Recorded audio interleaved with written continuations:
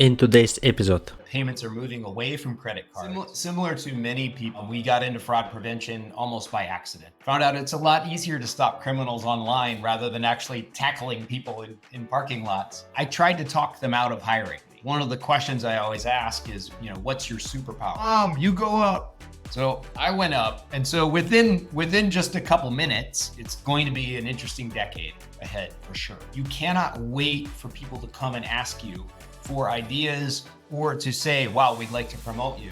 You have to think about how to promote yourself at the same time, and it's uncomfortable.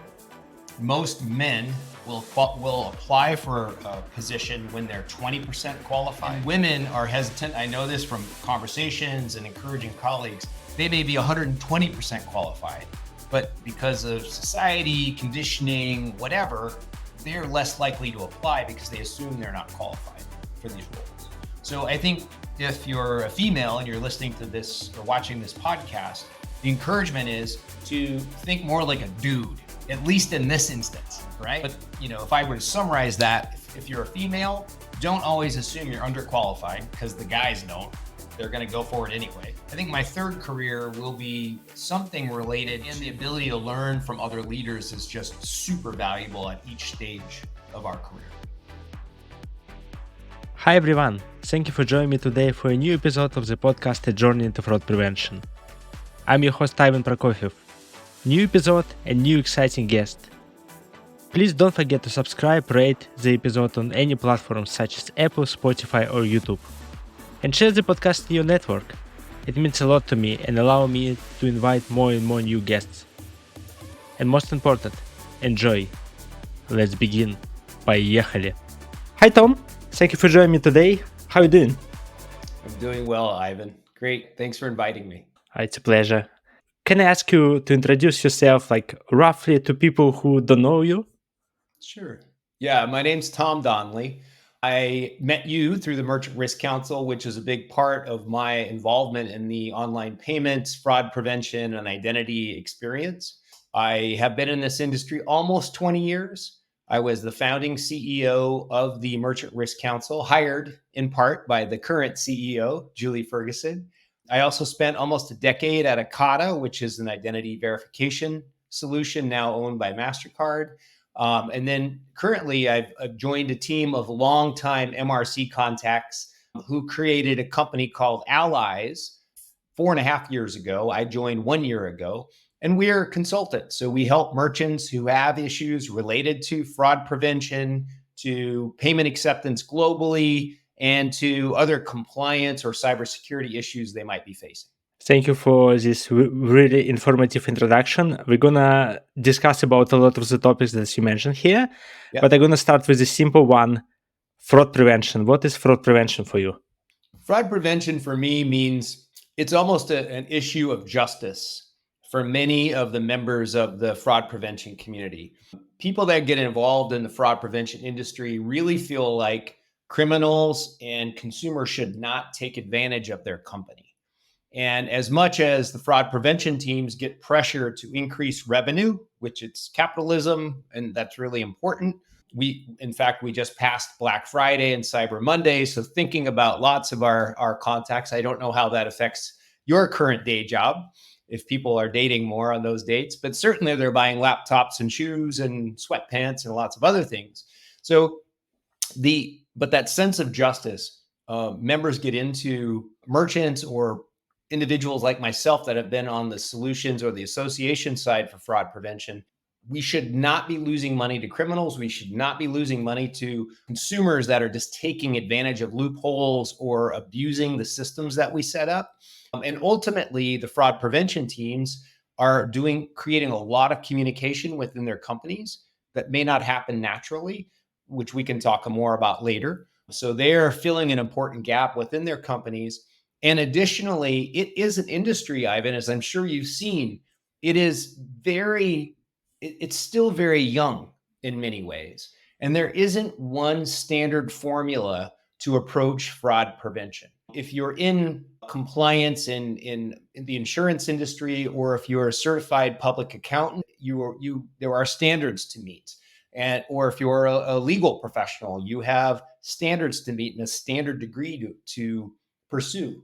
In fraud prevention, it's absolutely custom by the individual and by the company, and everyone is learning every day, every week, something that they're not doing or something that they're doing better than other companies in the industry.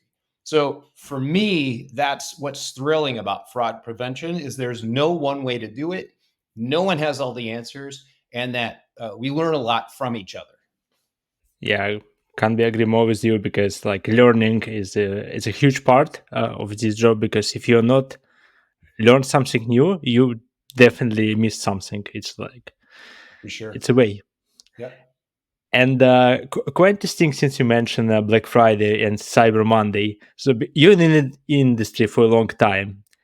During these years, is it change anything about like Black Friday and Cyber Monday for you specifically? Do you feel more relaxed right now when you just like, oh yeah, it's one more, or it's every time it's like more stressful day when it's a lot of pressure happens on merchants and you need to be aware of a lot of things?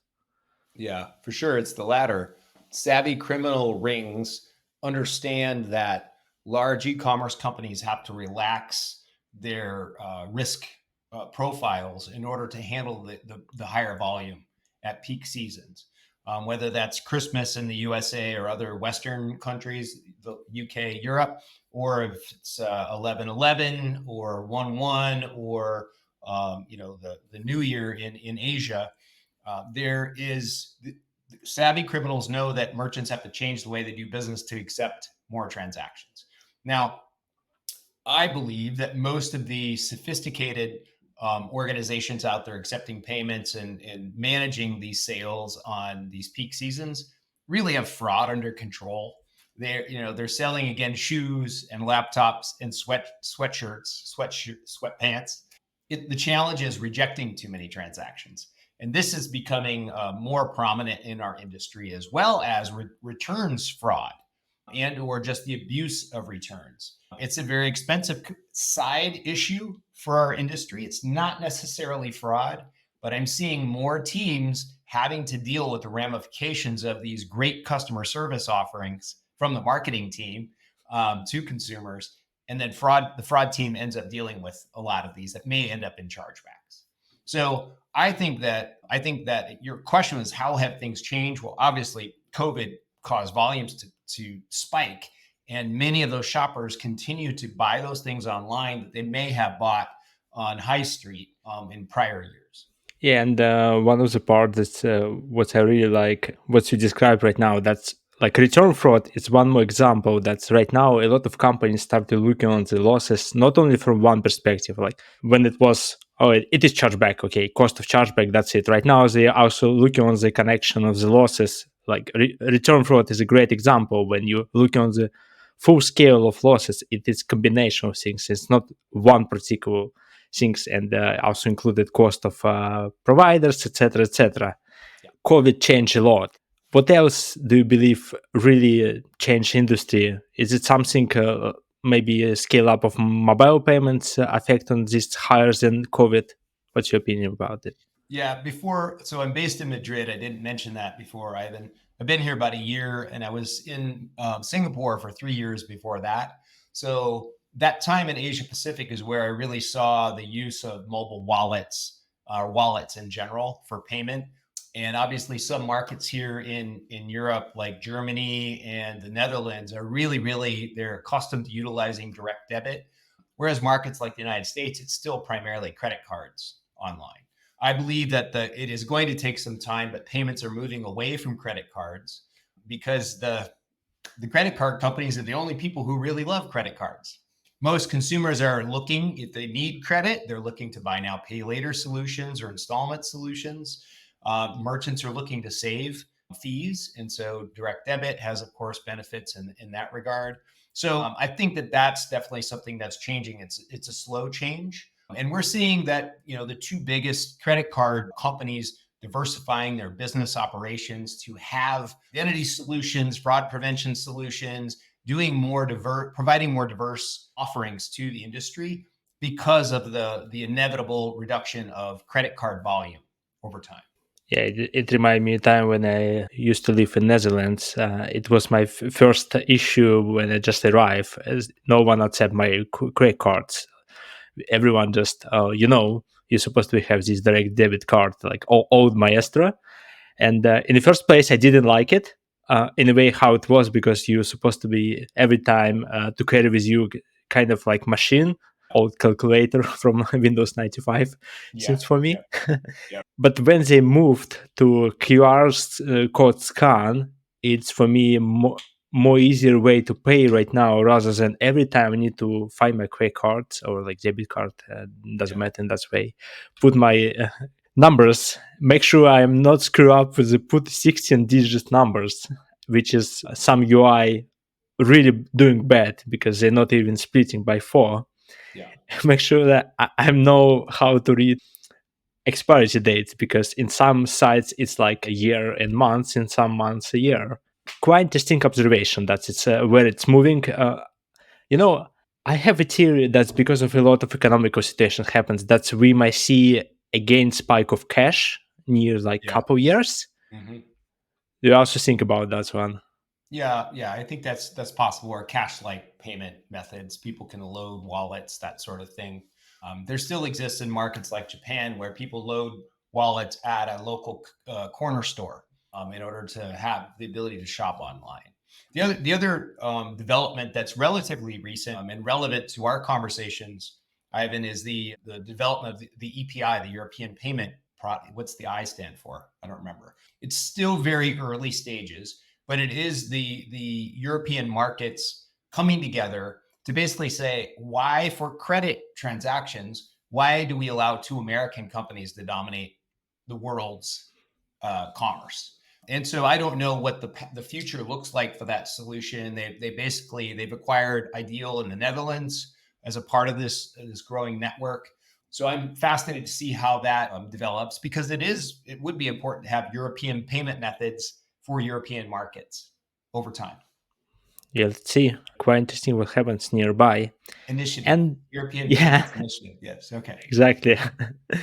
I'm also quite curious to hear from you why you decided to join Fraud Fighters. Like, it was some interesting story behind it, or maybe someone forced you to join. Yeah. Yeah, similar to many people, we got into fraud prevention almost by accident. I think for a lot of the merchants I've talked to, they came from a business operations background. Maybe they were working in IT and got in through some security angle, or physical security in stores. Some of the board members of the Merchant Risk Council were physical fraud prevention in stores, tackling shoplifters, etc. Found out it's a lot easier to stop criminals online rather than actually tackling people in parking lots. From my perspective, Ivan, I got into this industry through the Merchant Risk Council. When I interviewed with it's a nonprofit organization, an NGO. When I interviewed with the board in the summer of 2005, I tried to talk them out of hiring me. Right? Who does that at a job interview? But I said, okay, listen, number one, I don't really understand what goes on the background for payments. Number two, I don't even really like to shop. I'm sure there's somebody better for this job. So, but they did hire me because of my experience working in NGOs. I've been doing that already for 15 years at that point, running global organizations, building boards, doing the events like at that point, it was the Las Vegas event for MRC, which now has expanded into global events. So, and generally raising money through sponsorship and that kind of thing. So that was my path, was coming in as an organizer of these types of organizations. I learned the content over time. It was really, I was at the MRC for 7 years, and I was about 3 years in where I thought to myself, I'm embarrassed about how little I know about what people like you do on a daily basis. And so I really made an effort, and that was the year of 2010 or so, where I did over 60. At that point, we didn't have podcasts. I did 60 live webinars during the course of the year, so more than one a week. Many of them were just kind of sponsor highlights for the MRC, but often I would be interviewing a merchant about their career path or what they were working on or a key issue in the industry. And I learned a ton from doing that. And then from there on, it just fed this curiosity and the desire to improve the industry. And ultimately, you didn't ask about the role the MRC plays, but what I love about that organization, and there are others too, is that it's a rare place where companies can get together and actually improve the conditions for everyone, right? Rather than just improving their own status in the industry. It really is a team effort in that regard. That could be the knowledge that we've talked about, learning from others. That could be the network effect, like you were presenting on in Athens, like how do we share information that will benefit our fraud prevention or payment acceptance programs? Or it could be regulatory issues, like having the collective voice of merchants go to Visa or MasterCard around a change that's going to happen in policy that's going to adversely affect the merchant community. So those are some great things of what I've learned as a result. But coming into the industry, I knew zero. Can I come up with a summary that your motivation to stay here is actually networking in the community that exists already? This is like actually hold you here. Yeah. Ivan, I do a lot of mentoring of people who are younger in their careers, and one of the questions I always ask is, what's your superpower? Right? Is it an inquisitive nature? Is it analytical capabilities? For me, it's really the power of connections. So what I've learned over time is I frequently don't have the answers, but I can help people connect to other people or to solutions or to resources that will give them the answer they're looking for. And so there's a lot of value in that capability. And I've also learned that you have to have a pretty small ego because frequently I'm coming across situations I don't have the answer. I'm not exactly sure, but have enough confidence in the network that I've built and the power of the people who I've met, the intellectual power to get those answers when needed. Amazing.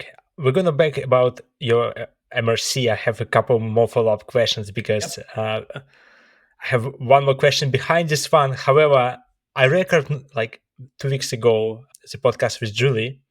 It's going to be posted tomorrow, if I'm not mistaken. Great. And your answer, it's aligned what she presented. It's like some of the words I can copy and paste it from both of records, and they're going to be exactly the same.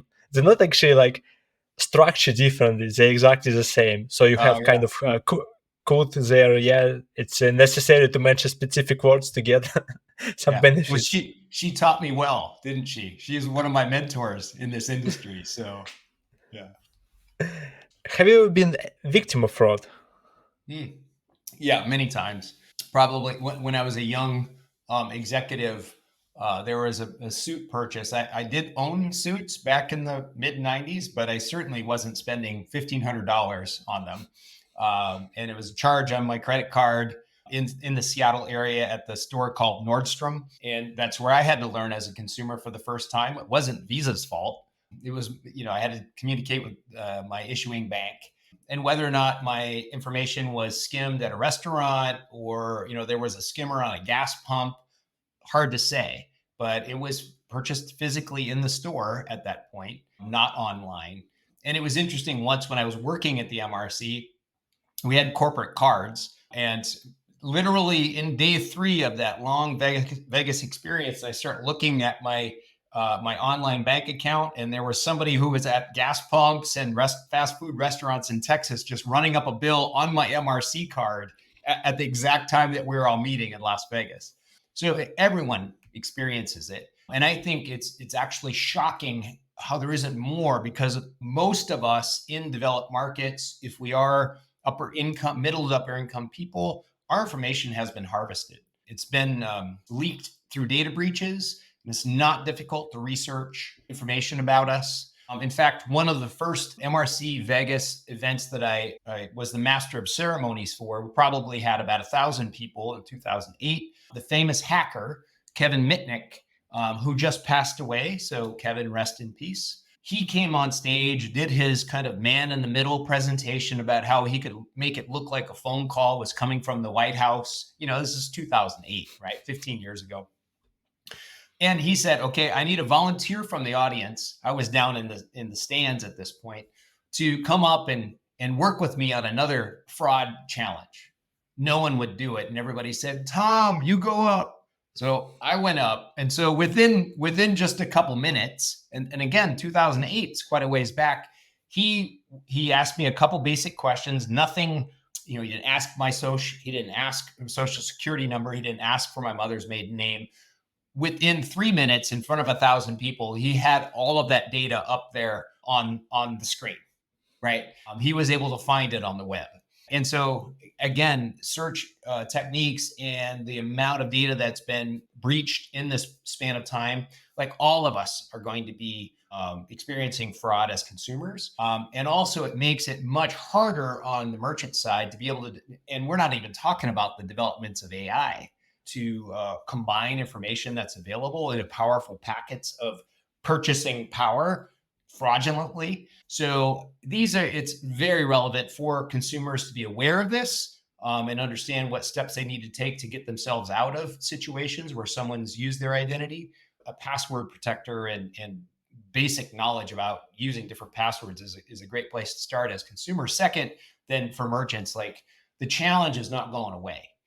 It's going to be more difficult as our businesses expand globally. We're looking at different payment types and the ability for criminal rings to look like legitimate people.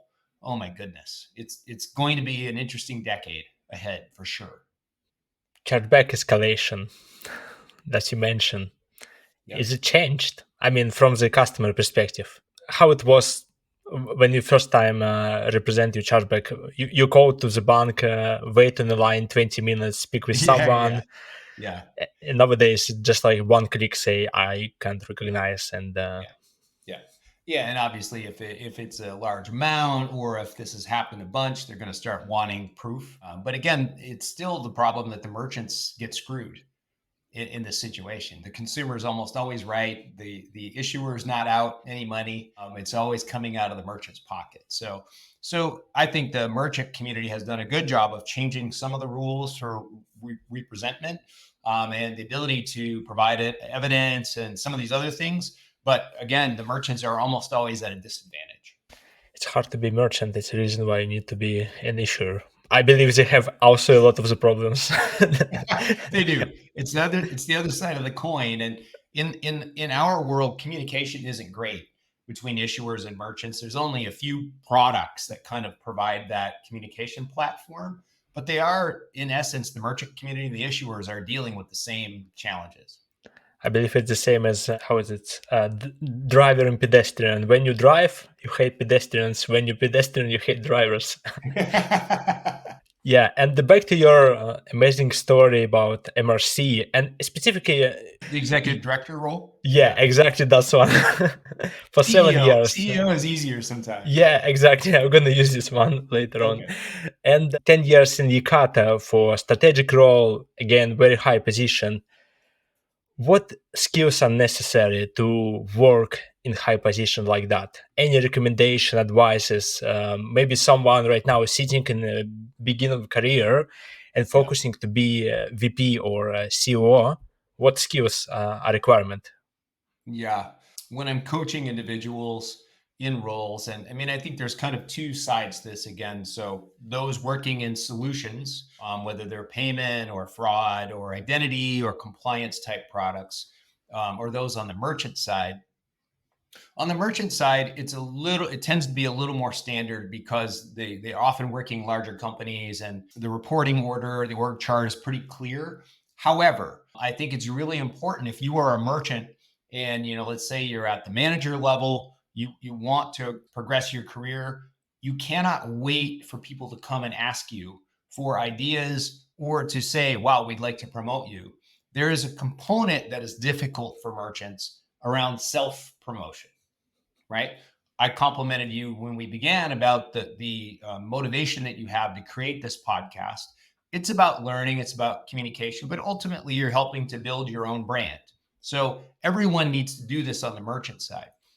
I think one obvious way to do that is when you see a gap in your business operations or in the analytics or in the way you're approaching global expansion or even the fraud prevention efforts, tools, etc., to bring those issues to your manager, to be able to come together with a solution, an idea for a solution, and learn if what you're suggesting is wrong, right? So I think that's one component of professional development for a merchant that's challenging, because so often we're just focused on doing our jobs. You have to think about how to promote yourself at the same time, and it's uncomfortable for a lot of people. I have lots of friends that have been in the same type of work, which is kind of behind the scenes operational work, for 3 decades or so.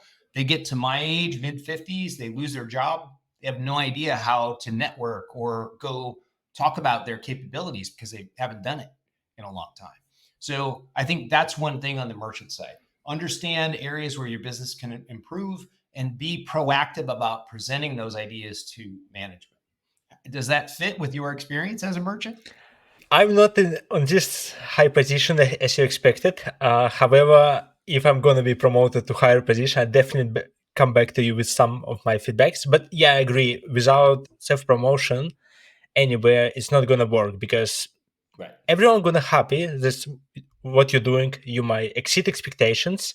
However, no one gonna come to you, as you mentioned, and say, "Oh, you're doing such a great work. We want to promote you." Like, and starting from tomorrow, you're gonna be, I know, VP of something.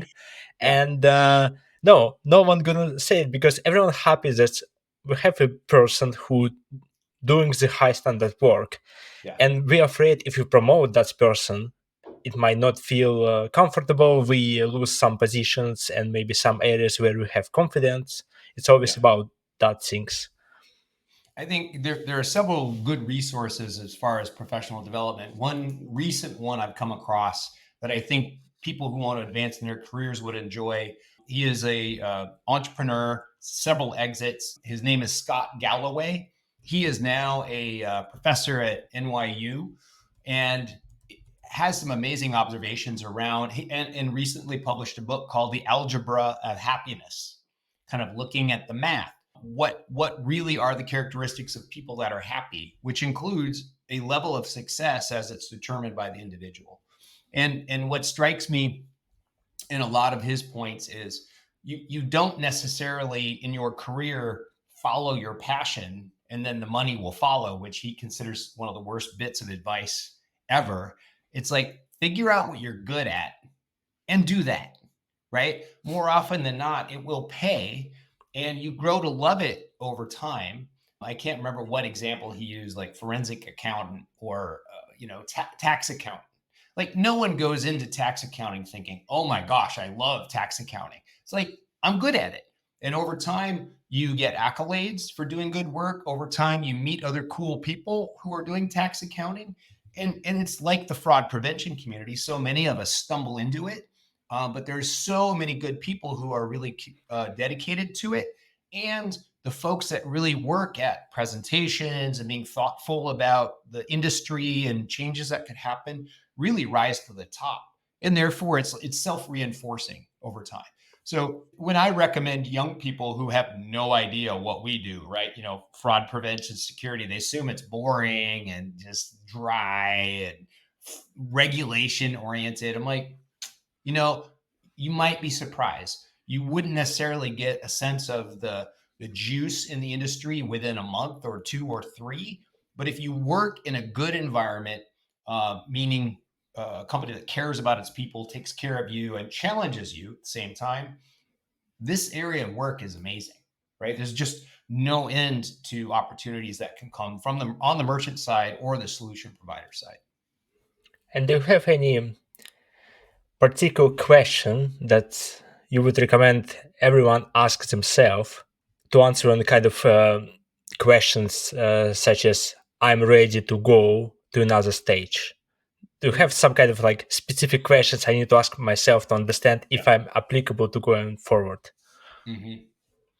Well, before I answer this question, I have 5 sisters, four that are alive right now. I have a very strong wife and a very, very independent daughter. Most men will apply for a position when they're 20% qualified, even though they know that there's 80% of the job that they've never done. They just we intrinsically have that confidence. And women are hesitant. I know this from conversations and encouraging colleagues. They may be 120% qualified, but because of society, conditioning, whatever, they're less likely to apply because they assume they're not qualified for these roles. So I think if you're a female and you're listening to this or watching this podcast, the encouragement is to think more like a dude, at least in this instance, right? Because you don't ask, you don't get. And so that's, and also to seek the encouragement and mentoring of people who have positions of power, whether they're women or men, because it's like they've navigated these systems, and find a way to navigate them yourselves. Neither of my parents went to university, so everything beyond an undergraduate college degree has been an adventure for me.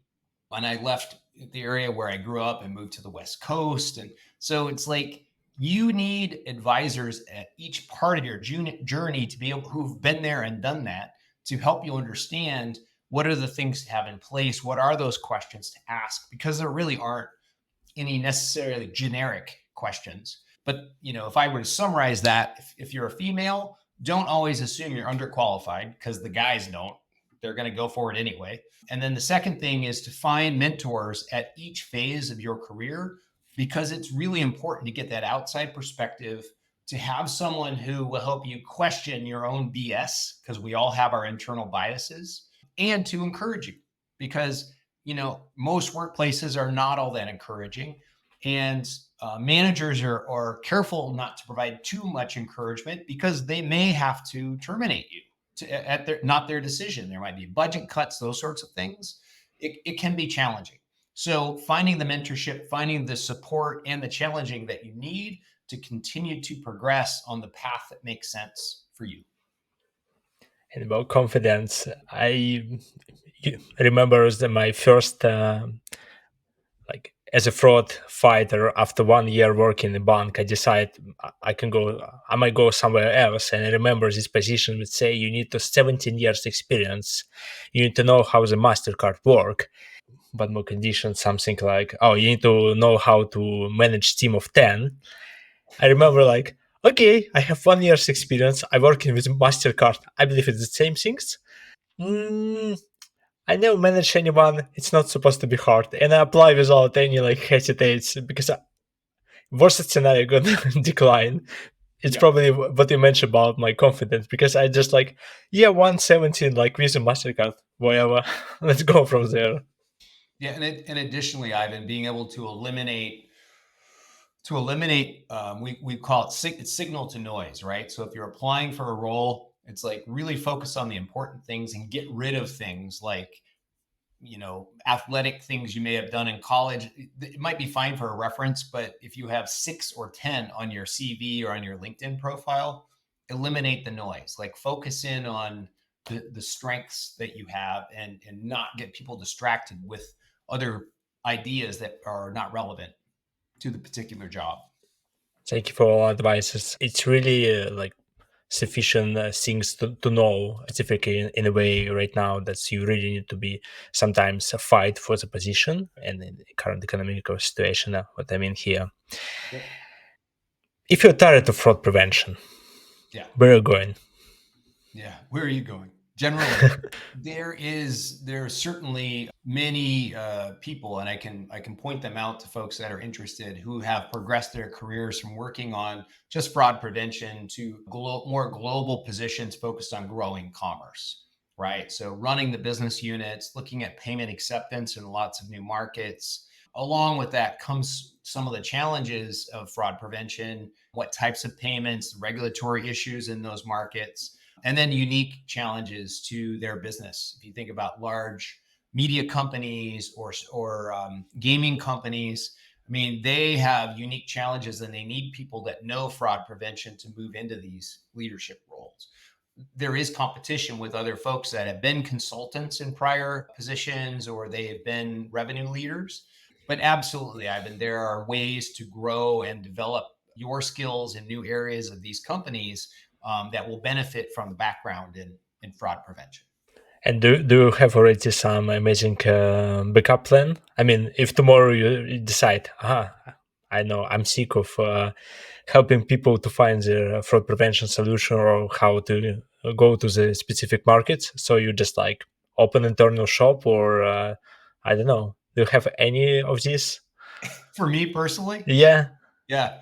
Well, so I consider myself really having two careers. I spent 23 years in nonprofits, including the MRC, and then the last 12 years or so in tech, working at Akata, and then really now in an advisory role for tech.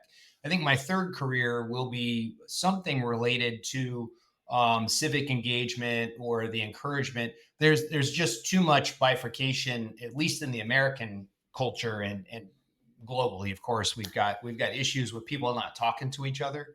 So I will be looking for ways personally about how to get involved in organizations or movements that are bringing people together to think more about our commonalities and things we could do together rather than arguing about the differences, because differences will always be there, but there's so much more to be gained when we're working together. So it would be a shift away from this industry, but again, using my superpower, making connections, helping people find resources, generating resources myself.